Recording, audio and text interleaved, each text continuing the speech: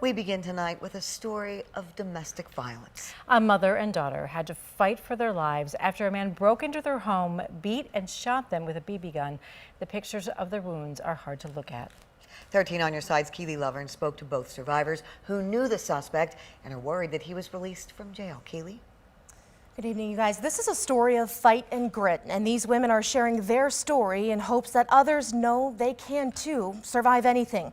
We do want to warn you, though, details and pictures in this story may be disturbing to some viewers.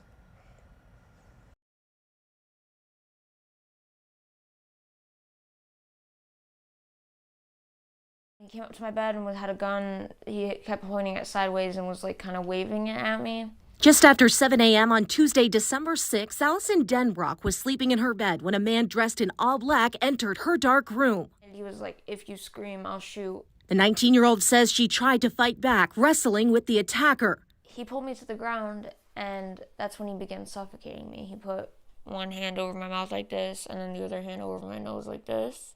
She remembers somehow fighting him off for a brief moment. I bolted to my door, and that's when he began shooting at me. Police say it was a BB pistol. It sounded like very loud pops, and it felt like stinging. On my back, I have like about 5, I think, or 6.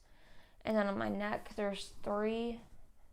And then on my head, there's a few. In total, I've counted 11. Allison screamed for her mother, Sarah, who had been asleep in another room. And by this time, I'm in tunnel vision running towards her, and she's crawling on the floor to get to me. The man comes, and he puts the gun to my head, pulls the trigger 4 times. Nothing happens. I think he thought there was still stuff in it. He was trying to hurt me. When the gun proves empty, the suspect started pistol whipping Sarah in the head and punching her in the face. He's hitting with such force, pieces of the gun are breaking off. I could feel like the warmth of blood running down my head and everything like that, but I never stopped hitting him. The only thing I literally felt in that moment was anger and rage. Allison says when she eventually came to, she too started kicking the man, and eventually he fell back. Where I swoop in and grab her and drag her to my room, and we lock the door and call 911. Sarah had several gashes to the head that later required staples. Allison suffered nearly a dozen shots to her back, neck, head, and even had a metal BB lodged into her knee. It went in here, and they removed it from here. Deputies say the suspect was arrested a short time later. But Allison and Sarah say they knew it was Allison's 22-year-old ex-boyfriend, Brandon Conklin. She had broken up with him more than a month earlier.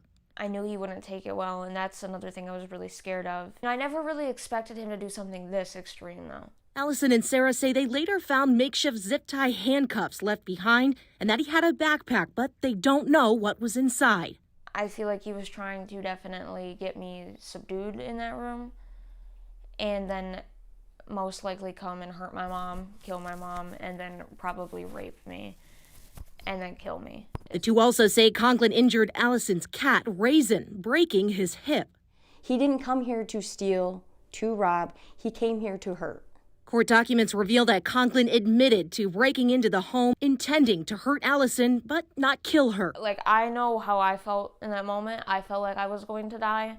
So to be able to still be here and everything and live past December 6th, it feels almost like a breath of fresh air, like a new angle on life. Conklin has been charged with several violent felony charges. He was released on a $25,000 surety bond on December 7th. It just feels very unfair. I don't think that someone like that should be free to go home and work and everything. And for both Allison and Sarah, they say they're incredibly proud they fought back, potentially saving their lives. If I would have died in that process, as long as she got away and was safe, I'd be fine with that. One of the things I keep forgetting is, like, all above being like a victim and everything, is I'm also the survivor. Now, Allison and Sarah, despite the fact that Conklin is out on bond, both still wanted to share their story with us tonight. Thank you, Keely. If you or someone you know is a victim of domestic abuse, help is available. We have the national hotline on your screen. You can also get help by texting the word START to 88788.